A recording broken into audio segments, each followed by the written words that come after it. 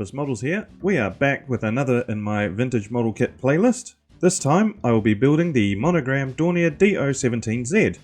This kit is from 1969 and was voted by you, the viewers.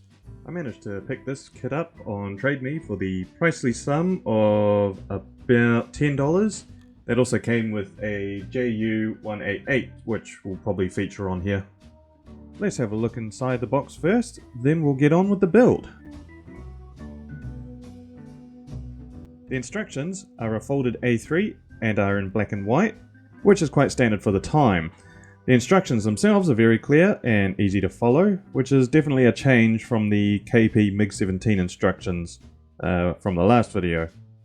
Only downside to them is the black and white color call out. It makes trying to figure out the color a little bit difficult.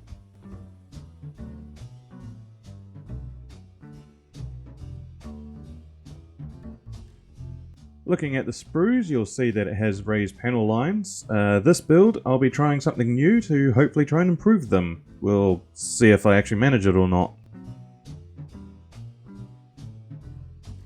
The second sprue has the two fuselage halves with more raised panel lines and shows a lot of flash, especially on the engines. I'm going to have to spend a lot of time cleaning up this kit before I can put anything together, but that's just what happens with vintage kits. You've got to do more work into preparing them than actually putting them together. The third sprue has a full wing length with the top of the engine cowlings molded into the wing. The landing gear has some large seam lines running down the side as well. I'm going to have to clean them up a lot before I install them. The wings have raised panel lines, but the landing gear wheels have very nice recessed tread lines, so they're the only recessed part of the entire model. The fourth sprue has the tail section and rest of the landing gear, as well as a stand for the aircraft. I might use it. It has monogram and the aircraft name, Dornier DO-17 on it, which I guess if you painted, say, black and dry brush the names, it would look pretty good, maybe with a nice silver or something. This part of the sprue with the crew was snapped off. Now, I have difficulty painting one 72nd scale figure for an aircraft. This one has 4, so I guess we'll see how it goes. I'm not sure, maybe my ADHD won't let me do it. We'll see how that goes. The clear sprue has a lot of clear parts. The Dornier has a very large glazed canopy and nose. I'm not sure how I'm going to paint it. Whether I try and mask it all or try and freehand paint it, I'm not sure. We'll see what I end up doing, because I kind of forgot. The decals have yellowed over time, but it's not the worst I've seen. I'm going to put them out in the sun for a while and see if I can bleach them out, maybe return some of the whiteness to the background. We'll see how that goes. But with all of that done and dusted, I guess it's time to go on to the build. Up first was painting the 4 figures for the cockpit.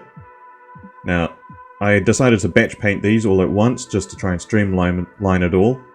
So if you want a full idea of how long that took, just replay this section about 4 times and you'll get an idea. So I was just trying to use the same colors as the color call out in the instructions. Part of my vintage series is to not modify it and find the correct colors too much. Mainly use what the instructions say and just see what happens, see what the end results. Sort of just seeing how well the instructions did in realism. So, I mean, not that my shoddy, shonky painting helps that, but you know. So we have 4 figures done in the callouts, the classic German beige. Onto the fuselage. You pre-assembled the pilot seat off camera and stuck them in. Then it's just a matter of putting 3 more seats on either side of the cockpit and a small glass window, which I almost painted over because I totally forgot about it till the last second. Up next, and this is a very important step when you're making the control panel, be sure to try and put the decal on the wrong side, as you'll see me try and do in a sec.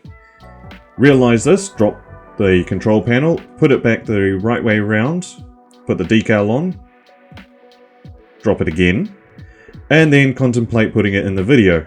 I decided to because, hey, it's a comedy. I painted the inside of the cockpit a dark green as per the instructions, and you can see the instrument panels there. I painted them a black and brown for the chairs. And then I sealed up the two halves, which wasn't great, wasn't the worst. Now, I do want to deviate from the vintage build rules just slightly on this one because it was something I wanted to try. This model had a lot of raised panel lines, and I didn't want that. So, for the first time, I'm going to try rescribing new panel lines. So first up was to mask off down the side of the panel line, sand it off, and try and rescribe it. I've got a few small wood chisels, I thought they might help. This is the fuselage. I did have to revise a few of them because I might have stuffed it up here and then, but I mean, it's my first time trying it, so hey, you give me a point on that one at least. When it came to the wings, I decided to try a different method, so I used my X-Acto blade to create smaller panel lines, which seemed to do a lot better, and I could draw a lot straighter line, so this was the method I used for the rest of the build. I will say there is quite a bit of skill in rescribing panel lines. I do appreciate that a lot more now, but the end result turned out pretty well actually. I was actually pretty pleased with how the panel lines turned out. They stood out quite well compared to the raised panel lines from before. So just putting on the tail surface and the wing surface now, and you can see the panel line rescribing's done pretty well. I cleaned up the engines and stuck them on. A little bit of putty was needed here and there. There are a few gaps in this model. Up next was to glue the pilot and rest of the crew inside. And after that, it was time to mask off the canopies and start priming. And yes, my camera skills are still not that good, so you have to forgive me on that. I gave the underside a few coats of AK RLM 65 1938 scheme, as this was the specific colour used by the Dornier in the early war. I gave the top coat a base colour of green-grey, and then when that was dry I masked it all off and into a splinter camouflage for early war and painted over in a black-green. And here's the satisfying part of pulling the masking tape off. I think I managed to get the green colours matching almost right. I think it came out pretty well. Yeah, I've decided to take the long route on painting the canopies and decided with my thinnest brush to hand paint them. So this took me a couple hours to do because I was trying to be careful with it, and I'm not that good with detail painting, but eventually I made something that was worthwhile. I masked off all the internals, like the engines and the landing gear bays, so I could airbrush a Tamiya metallic grey.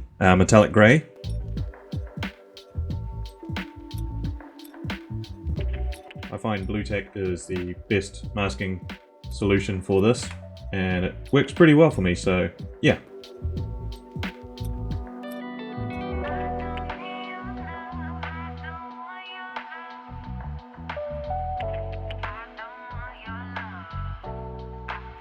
After that, I painted the landing gear off camera using the airbrush on the sprue, and you can see me just clipping it all together. The landing gear does go together very well.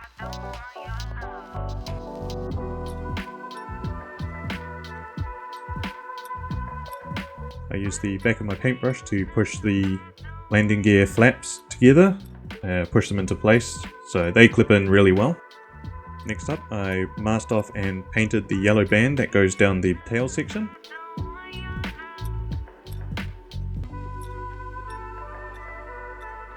The landing gear wheels just clipped into landing gear. This was a very simple process, and I just super glued them in to stop them from rolling.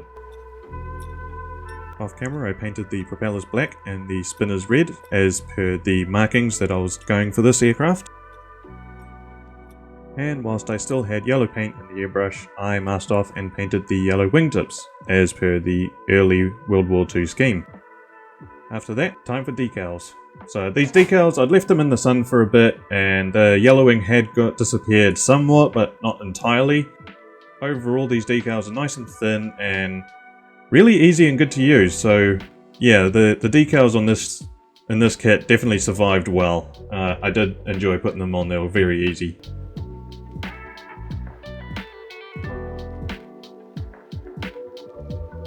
Now for just the last things to do. Firstly, gluing the canopies and glazed areas onto the top and front.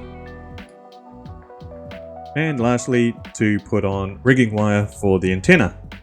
And with that, the project is done. I hope you guys enjoyed the video. I like to keep mine short and sharp, to the point. Otherwise, if you enjoyed the video, go back and watch all my others. This is the second part to my vintage build. There are going to be a lot more coming, as I've managed to acquire a lot of rather interesting subjects to build, so hope you guys look forward to that. Otherwise, check out my two friends, Floki Models and Greg's Scale Dioramas. Other than that, I'll catch you on the next video.